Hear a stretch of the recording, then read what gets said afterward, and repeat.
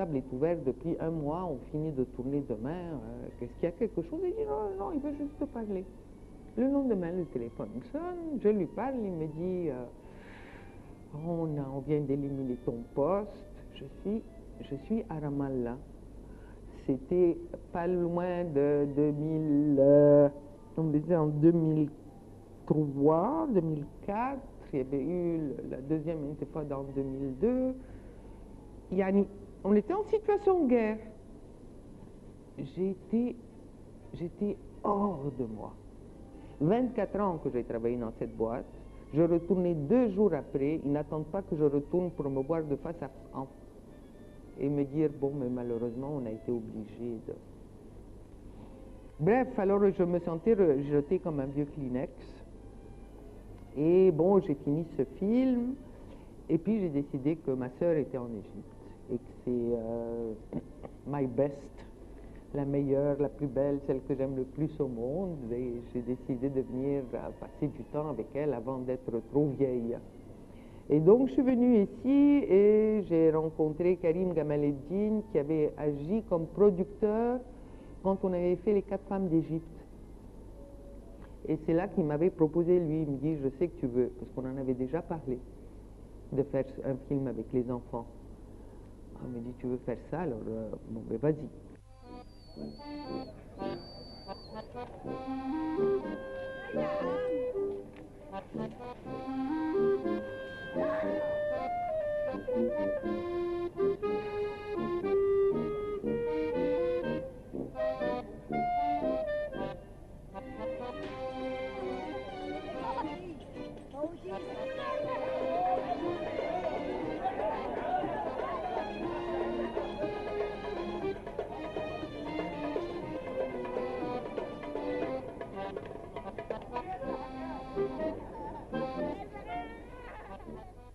Et on a plongé, et puis j'ai fait un deuxième film avec Karim, et puis après j'ai dit, ça va pas. En Égypte, travailler en ayant des moyens décents, de faire une bonne recherche, d'avoir une équipe qui est payée pour faire le travail qu'ils font, prendre le temps, comme moi j'ai une manière de travailler, c'est celle de faire une très grande recherche approfondie, avoir des semaines de tournage confortables, sans jamais gaspiller, mais sentir que quand j'ai fini de tourner, le film que j'espérais faire est là. Ça coûte de l'argent, tout ça. Et bon, et au bout, les films en Égypte, malheureusement, ne sont pas vus. Il n'y a pas d'espace, ou très peu d'espace, dans les télévisions, où qu'elle soit la télévision d'État ou les chaînes satellites privées, pour diffuser le documentaire. Et c'est un vrai problème. Ce qui fait que là, pour le moment, moi, je joue avec des idées de faire un Moussel Saltesguili, parce qu'au moins, il y a l'espace une demi-heure ou 1 heure. Hein. Est-ce que vous avez essayé de régler ça avec l'Institut du cinéma ou pour tenir des festivals, pour les projeter quelque part? Festival, c'est un endroit pour que le milieu cinématographique découvre votre film et un peu de public. Mais qu'on en parle, que le film existe. Mais c'est pas ça son public. Son public, c'est les spectateurs égyptiens. Quand je fais le film Il Banat Dole, c'est pas pour que le film aille se promener. Qu'il aille se promener, c'est très bien. Mais mon premier public, c'est les Égyptiens. Et le film n'a pas réussi à les atteindre. La même chose, l'autre film après.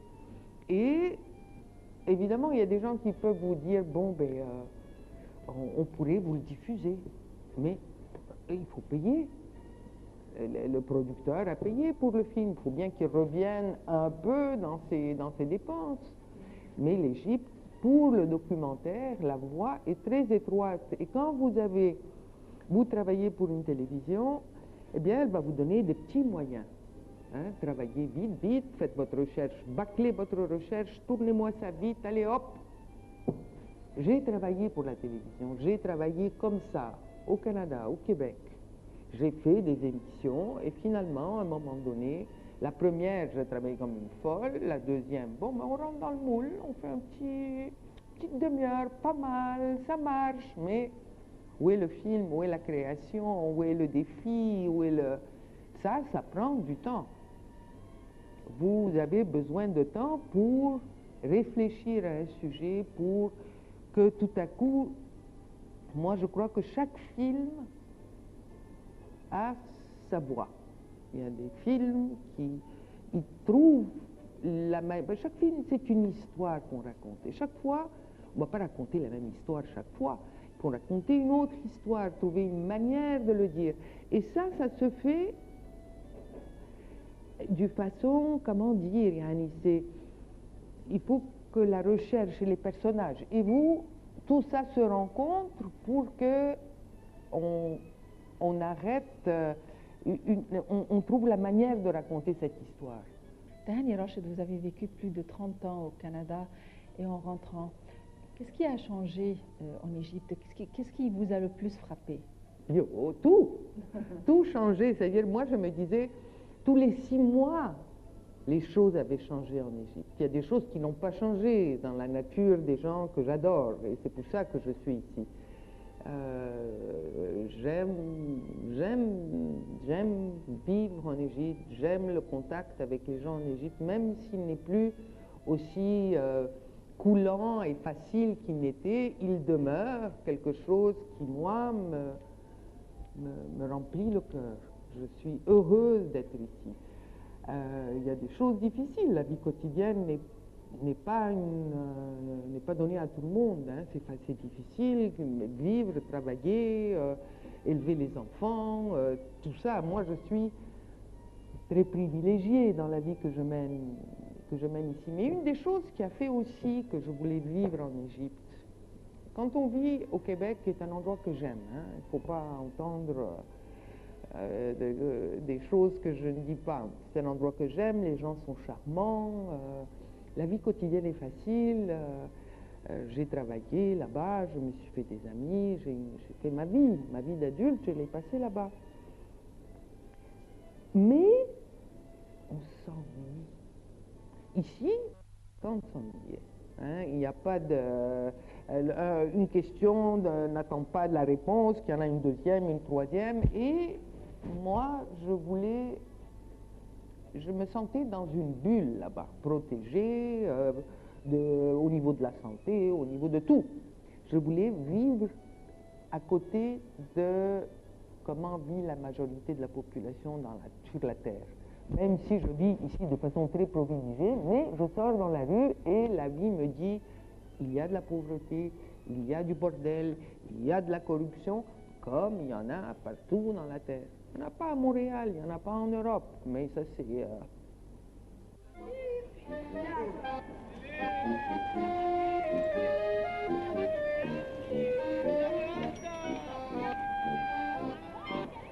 أنا اسمي طوطة، شهرتي طوطة، اسمي الحقاني فاطمة، بس الشهرة بتاعتي طوطة. اسمي رضا وشهرتي زي رضا، من أنا عشان طالعة أقصر واحدة في إخواتي وأنا أصغر واحدة. أنا مريم بقى بس. Tahani Rachid, vous étiez dans une bulle au Canada, très protégée, et du coup, en rentrant, vous avez pensé à un sujet très délicat, un sujet vraiment épineux, un sujet difficile, les filles de la rue. Comment est-ce que vous êtes prise?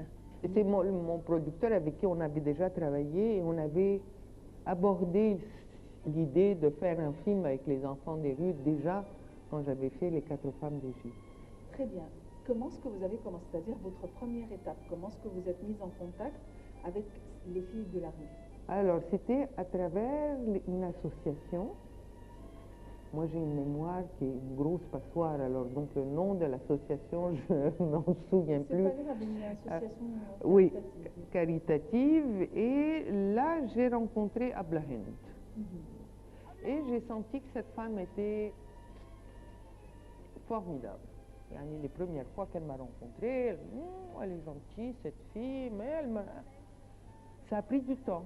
Ça prend toujours du temps que les gens vous connaissent, que vous les connaissiez, qu'ils s'établissent un vrai lien.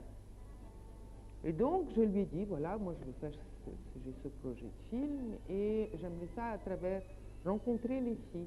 Et puis là, bon, j'ai passé 2-3 semaines, et puis à un moment donné, il y a Tata qui est apparue. Et tout à coup, j'ai vu cette fille et j'ai senti qu'elle avait, elle portait cette énergie. Et donc, je me suis attachée à elle, et puis au bout de 2 semaines, 3 semaines, je la rencontrais quotidiennement à l'association, je dis, bon, ben là, tu m'emmènes avec toi. Et elle m'a pris, tahte batha, dans la rue. Sous les aisselles. Sous son aisselle, sous sa protection. Et sous sa protection, c'est oui, important aussi. Oui, oui, j'étais sous sa protection. D'ailleurs, quand j'étais là-bas, moi je suis très désordonnée, Annie, je suis pas très... J'oublie mon sac, je le laisse traîner. Alors Tata me disait, non, c'est moi qui porte ton sac. Elle portait mon sac à main et elle m'emmenait partout rencontrer les gens avec qui elle était. On passait des soirées, l'après-midi, on était assis sur le trottoir avec elle, ou on prenait... où on allait marcher, on faisait on menait la vie, on était avec elle, on menait la vie qui menait. دي أبلة هند والدتي، دي هي اللي ربتنا، هي دي اللي ادتنا ثقة في نفسينا، علمتنا الصح من الغلط، علمتنا ازاي ما نصرش.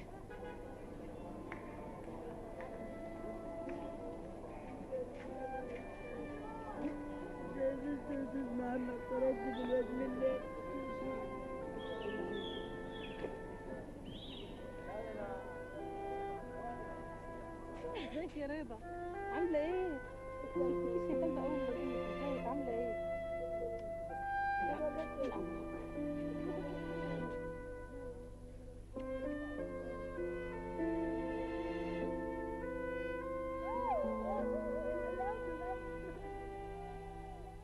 Et ça, on est resté 3 mois. 3 mois à faire connaissance et à gagner sa confiance aussi. Et la confiance des autres, et les gens du quartier.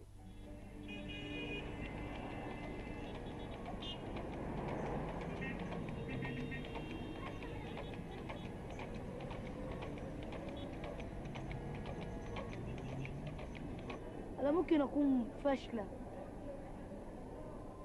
دي ممكن فاشلة في كل حاجة، فاشلة في بيتنا، فاشلة من جوايا، مش مديها ثقة نفسي عن اللزوم. أما بحب بجد، اتحبست، كنت عايزة فلوس، تيجي منين الفلوس؟ ما مشيتش في الغلط. Tahani Rachid, nous avons fait un petit parcours dans votre monde de cinéaste et encore beaucoup à dire et à découvrir. Ça sera pour la semaine prochaine. Merci. Merci beaucoup.